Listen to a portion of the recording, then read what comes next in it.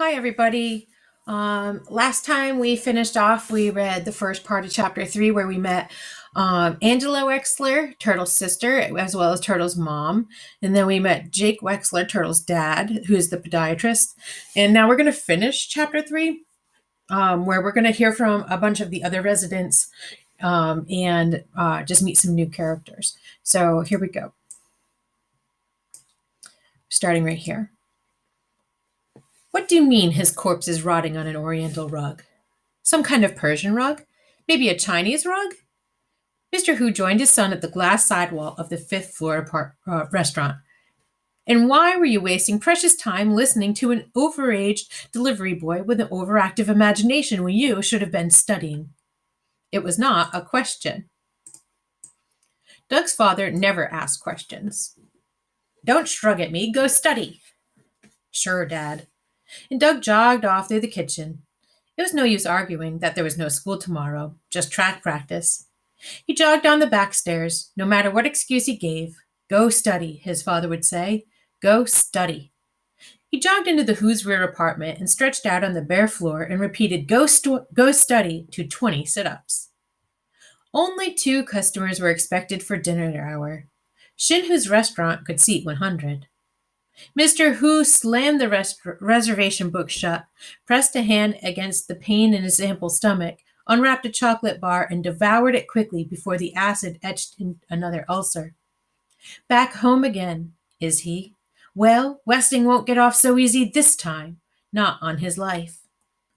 A small, delicate woman in a long white apron stood in silence before the restaurant's east window.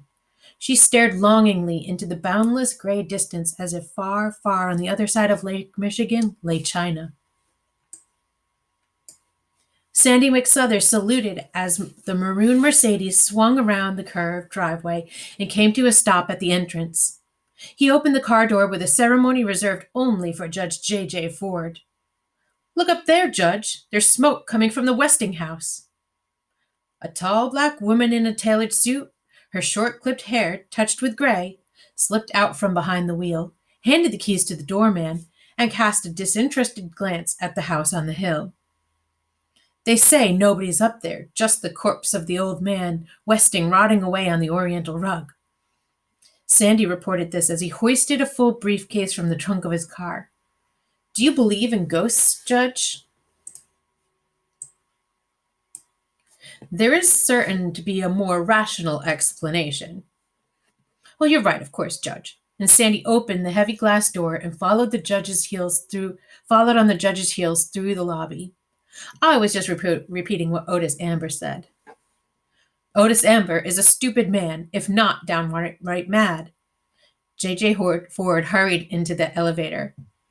She should not have said that, not her. Not the first woman to have been elected to a judgeship in the state. She was tired after a trying day. That was it. Or was it? So Sam Westing had come home at last. Well, she could sell the car, take out a bank loan, pay him back in cash. But would he take it?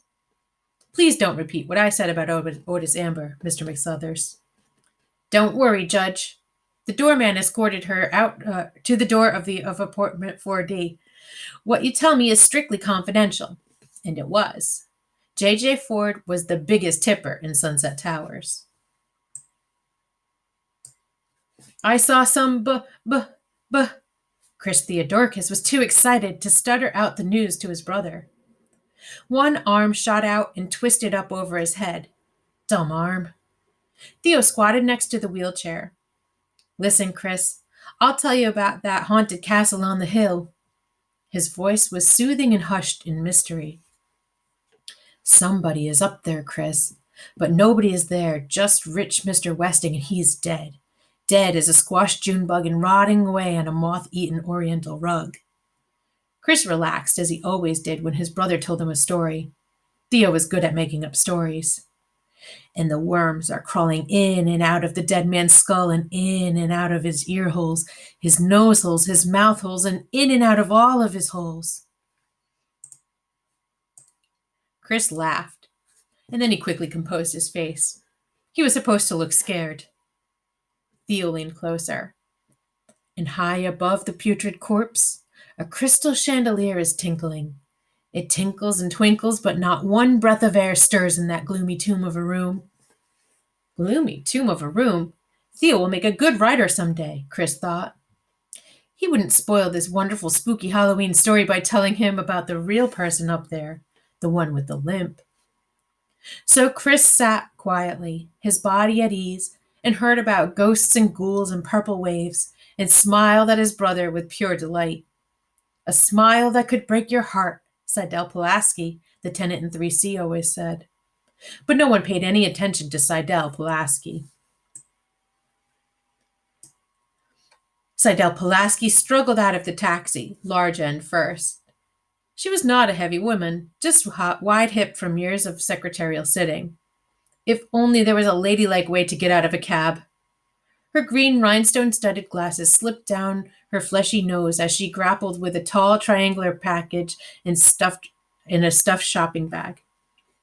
If only that lazy driver would lend her a hand. Not for a nickel tip he wouldn't. The cabbie slammed the back door and sped around the curved driveway, narrowly missing the Mercedes that Sandy was driving to the parking lot. At least the never there when you need him doorman had propped open the front door.